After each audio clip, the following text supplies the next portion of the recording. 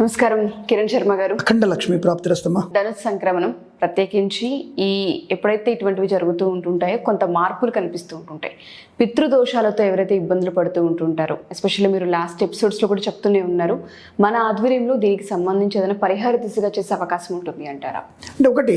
అంటే నాసికాత్రియంబకం అనేది పితృదోషం. అంటే జన్మజాతకంలో మనకి నవమస్థాన ప్రభావం, అంటే 9వ స్థానం ఉన్నటువంటి గ్రహస్థితి.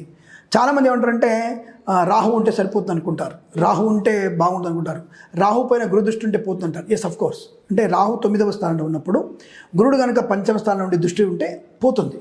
కానీ ఈ 9వ స్థానంలో పితృస్థానం అంటారు, దాని జన్మలగ్నం నుంచి పితృస్థానం 9వ స్థానం. దాంట్లో శని ఉన్నా, కేతు ఉన్నా, రవి ఉన్నా, రాహు ఉన్నా కూడా ప్రమాదమే. అంటే అది పితృదోషానికి వెళ్తుంది అది.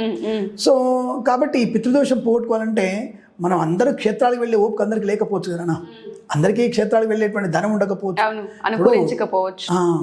గోరు చుట్టూ అనే వాడి బాధపడుతున్న మీద మనం రోకలు పోటు పెట్టినట్టుగా ఉంటుంది. అంత నాసికాత్రియంబకే రావాలి, గోకర్ణమే వెళ్ళాలన్నటువంటి భావన అనేది కరెక్ట్ కాకపోవచ్చు. అంటే వాళ్ళకి ఏమేమి దోషాలు పోటీ లేదా అన్నప్పుడు, ఇందాక మన ఎపిసోడ్లో చేసుకున్నాం, ధనుసు సంక్రమణం చేసుకున్నాం. ఒకటి ఆ ధనుసు సంక్రమణే కాకుండా మకర సంక్రమణం, ధనుసు సంక్రమణం, కర్కాటక సంక్రమణం, వృషభ సంక్రమణం, మిథున ఏ సంక్రమణ సరే, ఆ సంక్రమణ సమయంలో కనుక మీరు పితృదేవతలకి పిండ ప్రదానం చేసినా, తర్పణాలు చేసుకున్నా ఈ దోషం విముక్తి అవుతుంది. సో మీరు అన్నట్టుగా మన యొక్క సంస్థ ఆధ్వర్యం చేసుకోందంటే, ఒకటి మేము చేసుకుంటాం స్వామి, గోకర్ణం వెళ్దాం అనుకున్నప్పుడు తప్పకుండా మన ఆధ్వర్యంలో మన మాధ్యమం ద్వారా ఎవరైనా వస్తా అంటే తప్పకుండా సశాస్త్రీయంగా. ఇక్కడ సశాస్త్రీయం అనే పేరు ఎందుకు చెప్తున్నానంటే మంత్రోక్త ప్రధానం. పిండ పితృయజ్ఞం అనేది నువ్వు సుదర్శన హోమము, చండీ హోమం చేసిన దానికంటే ఎక్కువగా పిండ యజ్ఞం ఉంటుంది. పిండ పితృయజ్ఞం అంటారు దాన్ని, పితృయజ్ఞం అది. ఆ పితృయజ్ఞంలో కించిత్ భక్తి లోపం, మంత్రలోపం ఉండకూడదు. మంత్రలోపం అస్సలు ఉండకూడదు. అక్కడ ఆ శబ్దము, ఆ మంత్రము, ఆ పితృదేవతల యొక్క పేర్లు చెప్పి తర్పణము, పిండ ప్రదానం చేయాలి. అటువంటి సశాస్త్రీయమైనటువంటిది, అంటే ఒక పద్ధతి. శాస్త్రం అంటే ఏమిటి? మంచి మడి, మంచి ఆచారము, సరైనటువంటి పద్ధతిలో అన్నం ఉడికించడం, ఆ అన్నంతో లేదా గోధుమ పిండితో, బియ్య పిండితో పిండ ప్రదానం చేయడము, ఇవన్నీ సశాస్త్రీయ సంప్రదాయబద్ధమైనవి. అటువంటి సంప్రదాయబద్ధంగా చేయడానికి నేను ఎప్పుడు సిద్ధంగా. ఎందుకంటే మాది వేద పాఠశాల ఉంది కాబట్టి మనకి వేద పాఠశాల ఆధ్వర్యంలో ఉన్నటువంటి మా శిష్యుల చేత అక్కడ నిర్వహించబడే అవకాశం. అంటే మన చేతుల మీదుగా అక్కడ చేయాలి, కానీ మన ఆధ్వర్యంలో జరుగుతుంది. అక్కడ వాళ్ళ లోకల్ ఉన్నటువంటి పంతుళ్ళు మనల్ని వదిలిపెట్టి చేయడం ప్రాంతీయ ఆచారం, అది వాళ్ళతో చేయించాలి. కానీ మన ఆధ్వర్యంలో సశాస్త్రీయంగా జరపబడుతుంది కాబట్టి దానికి మీరు కంగారు పడక్కర్లేదు. తప్పకుండా మన సంస్థ నుంచి కానీ మన మాధ్యమం ద్వారా కానీ ఎవరైనా మన వాళ్ళు ఉంటే తప్పకుండా తీసుకొచ్చే అవకాశం. అంటే యాక్చువల్గా నేను వాళ్ళే రమ్మంటాను అక్కడ వెళ్ళిన తర్వాత నేను నా శిష్యుల ద్వారా మీకు ఆ కార్యక్రమాన్ని, అంటే నాసికాత్రియంబకంలో కానివ్వండి, ఇటు గోకర్ణంలో కానివ్వండి, సశాస్త్రీయమైన సంప్రదాయబద్ధంగా మనం చేయించగలిగే అవకాశం ఉంటుంది. అలా మనం చేయించవచ్చు కూడా, దానికి ఎటువంటి ఇబ్బంది లేదు. అలాగే ఇంటి పట్టున కూడా చేసుకుంటారు కొంతమంది, ఇంటి దగ్గర కూడా ఎవరైనా చేసుకునే వాళ్ళు ఉంటారు. అటువంటి వాటి కూడా ఇంటి దగ్గర కూడా చేసే ప్రయత్నం. ఇంట్లో చేసుకోవచ్చా స్వామి? ఎందుకు చేసుకోకూడదు? ఇప్పుడు నాసికాత్రియంబకం క్షేత్రం అంటున్నావు, మరి దేహమే దేవాలయం అనుకున్నప్పుడు నీ ఇల్లు కూడా దేవాలయమేగా. సో నీ ఇంట్లో కూడా చేసుకోవచ్చుగా.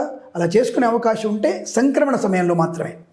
నాసికాత్రియంబకం వాటిల్లో క్షేత్రంలో ఎప్పుడైనా చేసుకోవచ్చు. చవితి నుంచి పాటి నుంచి మొదలుపెట్టి అమావాస్య వరకు ఎప్పుడైనా చేసుకోవచ్చు. కానీ ఇంట్లో చేసుకోవాలనుకుంటే మాత్రం ఇటువంటి సంక్రమణ సమయంలో చేసుకోవాలి. సంక్రమణ సమయంలో, గ్రహణ సమయాల్లో అక్కడ మనం పిండ పితృయజ్ఞాన్ని, అంటే పితృయజ్ఞం చేస్తే కనుక, అంటే పితృయజ్ఞం అంటే పిండ ప్రదానం చేయడం చేస్తే కనుక తప్పకుండా మనకున్నటువంటి బాలారిష్ట దోషాలు, కాలసర్ప దోషాలు, అలాగే పితృదోషాలు తొలగిపోయే అవకాశం కూడా ఖచ్చితంగా ఉంటుంది. అటువంటి మనం తప్పకుండా మనం చేయవచ్చు. నాసికాత్రియంబకం వెళ్తాం, మీకు గోకర్ణంలో కూడా మీకు మన ఆధ్వర్యంలో చేయగలిగే అవకాశం ఖచ్చితంగా ఉంటుంది, చేయగలుగుతాం మనం.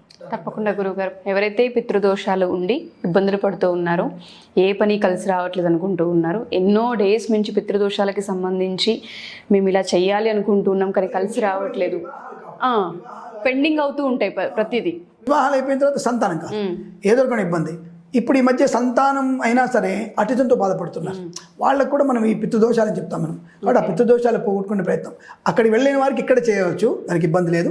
అంటే ఎందుకది అనుకున్నది, అక్కడ వెళ్ళలేకపోతే పోదాయి అంటే ఎందుకు పోదు, బ్రహ్మాండం పోతుంది. తులసి ఆకు ఒక పిండం పెట్టి దాని మీద అందరి పేర్లు చెప్పి తర్పణాలు పెట్టినా పితృదోషం పోతుంది. విశిష్టంగా పెట్టాల్సింది క్షేత్రంలో చనిపోయారెవరో వాళ్ళ తండ్రికి, తల్లికి, మన అంటే సర్వే కారుణ్య, మన బంధువులకి, మిత్రులు కూడా పెట్టవచ్చు. బంధువులకి, మిత్రులకి, మన ఇంట్లో పనిచేసే వాళ్ళ పితృదేవత పోతే కూడా పెట్టవచ్చు వాళ్ళకి. అవన్నీ పితృదోషంలోకి వస్తాయి. అవన్నీ కూడా మనం చేయగలిగే అవకాశం. అలా చేయడం వల్ల పుణ్యఫలం బాగా ఉంటుంది. కాబట్టి ఎక్కువ చేసుకోవచ్చు. తప్పకుండా గురువుగారు, ఎవరైనా సరే సంప్రదించాలి అనుకుంటే స్క్రీన్ పైన ఒక నెంబర్ కనిపిస్తూ ఉంటుంది, దానికి మీరు కాంటాక్ట్ చేయగలిగితే మా టీం మీకు అందుబాటులోకి వస్తారు. థ్యాంక్ యూ గురువుగారు. శుభమస్తు.